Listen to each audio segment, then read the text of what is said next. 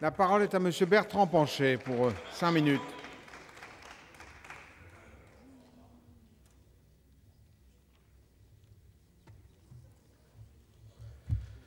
Alors, Monsieur le Président, Madame le Ministre, chers collègues, grâce au Président de la République, à l'excellent travail de la Commission Balladur et, je l'espère, grâce à la lucidité des députés et sénateurs de tout horizon politique, je mesure la chance qui nous est donnée aujourd'hui, car nous allons peut-être enfin renforcer le rôle du Parlement et rééquilibrer de façon durable nos institutions. Nous allons enfin travailler comme toutes les assemblées des grandes démocraties qui nous entourent. Mes premiers mois en tant que nouveau parlementaire ont été assez troublants. J'ai eu en effet, avec consternation, l'impression de siéger dans une assemblée aux moyens réduits et aux capacités d'intervention plus que limitées. Combien de fois n'ai-je entendu, y compris dans des couloirs alentours, que pour être réélu, il fallait surtout s'occuper de sa circonscription, car nous ne servions pas à grand-chose ici à l'Assemblée nationale. Je me permets d'ailleurs de citer une phrase prononcée par l'un de nos collègues, siégeant sur les bancs de la gauche et brillant orateur, alors que nous débattions ensemble il y a quelques mois au Conseil d'État.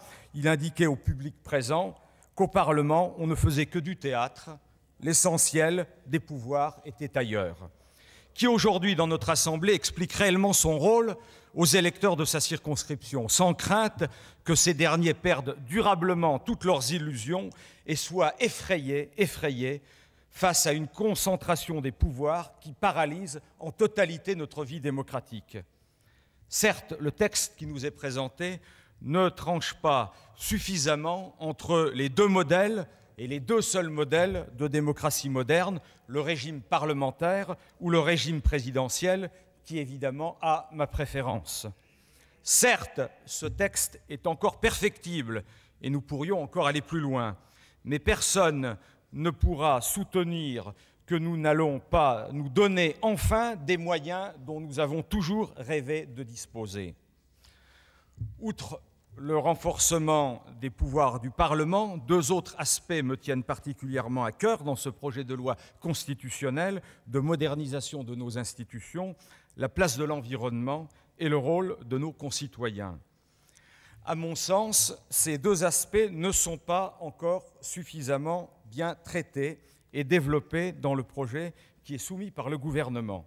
C'est pourquoi j'ai déposé près d'une vingtaine d'amendements traitant de ces deux thématiques.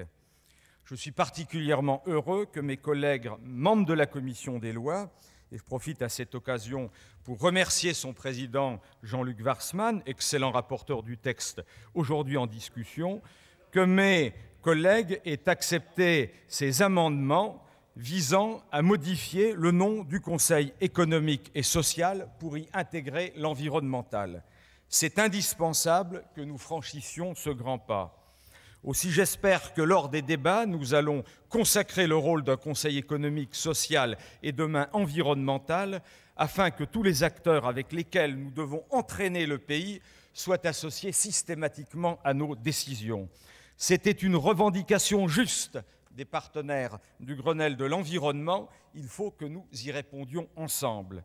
Nous allons peut-être ainsi créer le premier Conseil économique, social et environnemental au monde et montrer à la communauté internationale que notre pays a vocation à entraîner toutes les forces vives à sa disposition autour de grands objectifs fédérateurs de la défense de nos biens communs.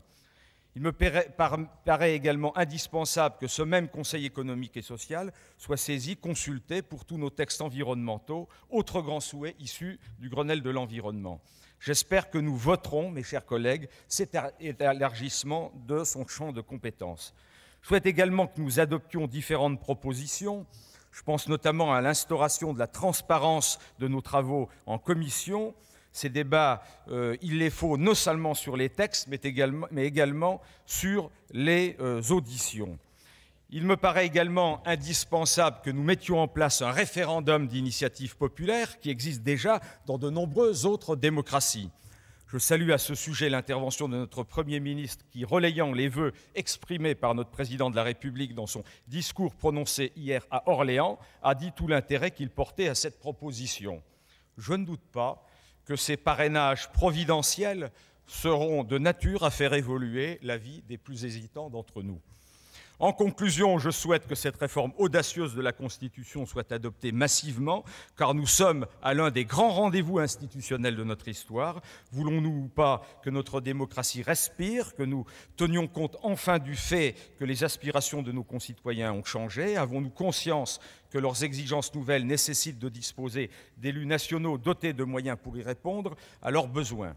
Je souhaite enfin ardemment que ce texte soit adopté, mais je souhaite surtout qu'il soit amélioré afin que la question majeure de l'environnement soit mieux appréhendée et que la participation de nos citoyens aux décisions soit améliorée, comme c'est le cas dans toutes nos grandes démocraties.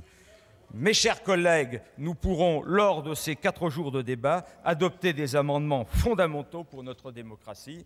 Je vous remercie pour votre attention. Merci.